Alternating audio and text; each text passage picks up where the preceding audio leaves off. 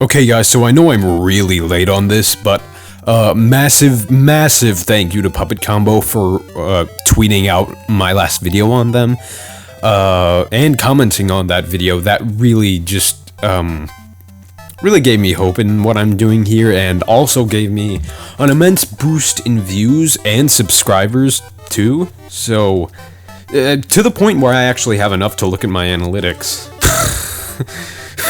Looking like a delicatessen. So much sausage up in here. Yeah, my age range was exactly what I thought it'd be. Look at where you guys are from. Mostly from the US, but a couple from Canada, and even one from Brazil and the UK. That's pretty awesome. I feel international now. 8 subscribers in the last 28 days.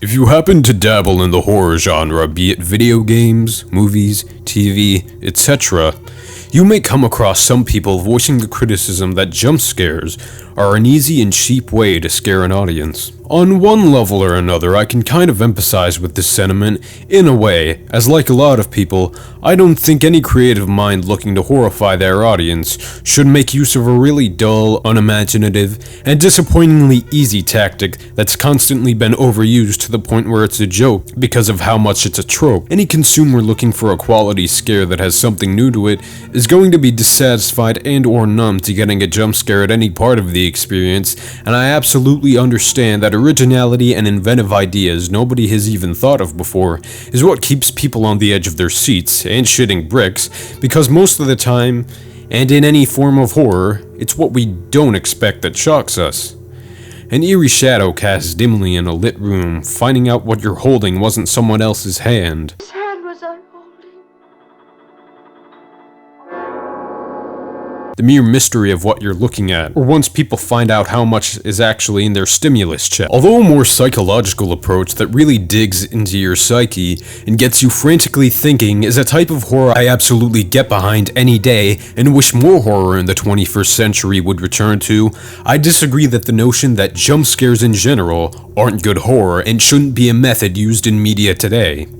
I truly believe that if it's in the right piece of art, is in the right context, it's set up properly, and it's enough to make people scream but not excessively, then I truly do think it becomes a method worthy of merit and qualified as something to be used in horror. Puppet Combo's nightmare fuel titled The Power Drill Massacre is a perfect example of jump scares done right. In the game in question, the player is introduced to a beyond eerie setting where they have nothing but a flashlight and a drill-wielding killer. This game sets people up for some type of scare with its PS1 style graphics, fused well with its chilling sound design and decrepit environment, which do make the player build up a firm guard, yet said brick wall of a guard doesn't stand a chance against the type of jump scare Puppet Combo relentlessly terrifies the player with.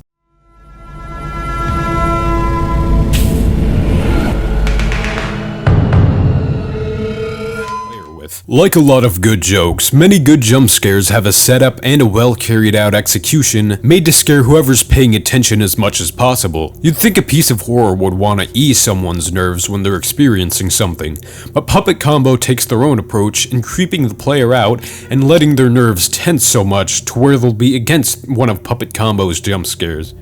And it works. Just for context, and for those of you who don't know, Power Drill Massacre is a survival horror game in which Megan, our protagonist, while having crashed a van on a road trip with a guy named Jeff, wanders into a seemingly abandoned-looking building to get help for him, only to hear herself get locked in. The player has to find 3 keys with splotches of paint on them in order to what seems like get out of the building, all while a power drill-wielding maniac is chasing her around. Once the dreadful tones, along with the title text kick in, you do get a sense of bliss in the earlier part of the game, with ambient sounds of nature consisting of birds chirping and insects humming. But once the player gets inside the building, that's a whole different vibe. I never knew the sound of blowing wind heard outside a window could ever creep me out until I played this game. Take a listen.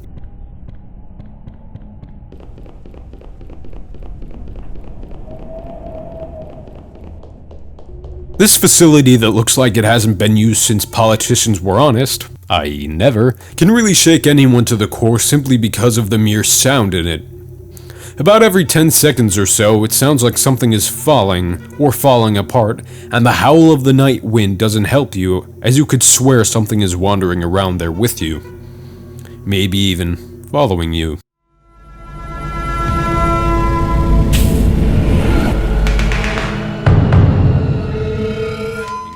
As stated, like a lot of good jokes, many good jump scares have a setup and a well carried out execution made to scare whoever's playing as much as possible. Once the game has you at your most tense point, it hits you when you most expect it. The driller killer's hellish screams paired with the sound of his power drill is something that belongs in another dimension.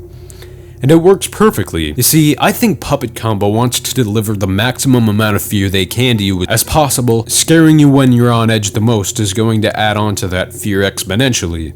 And despite the fact that you're on your best watch, the further you delve deeper into the depths of what hell that building is, the further you're looking every which way, peeking around every corner, avoiding the metal doors, making sure nothing's behind you, ensuring your footsteps are yours, hearing every noise to the point where you'd know when a gnat inhales.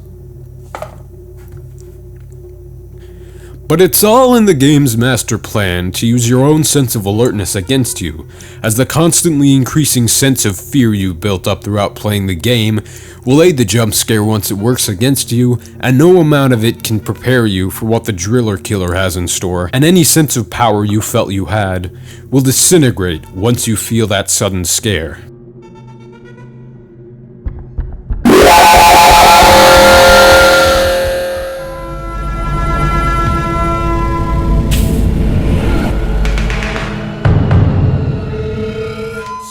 I can without a doubt empathize with the idea that the jump scare has been a cheated and misused scare tactic, overused cheaply in so much of modern horror, to the point where many audiences are tired of it altogether. Originality is what kept pieces of horror interesting, and it's why we keep watching, playing, reading, listening, etc., so much to where what we least expect ends up scaring us the most. I disagree, however, with the notion that jump scares in general aren't good horror and shouldn't be a method used in media today.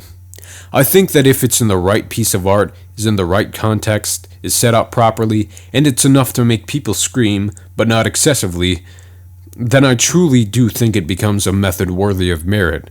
I'd qualify it as something to be used in horror. Puppet Combo's nightmare fuel, titled The Power Drill Massacre, is the way to go when you want to experience what I think are the most well-done and effective jump scares.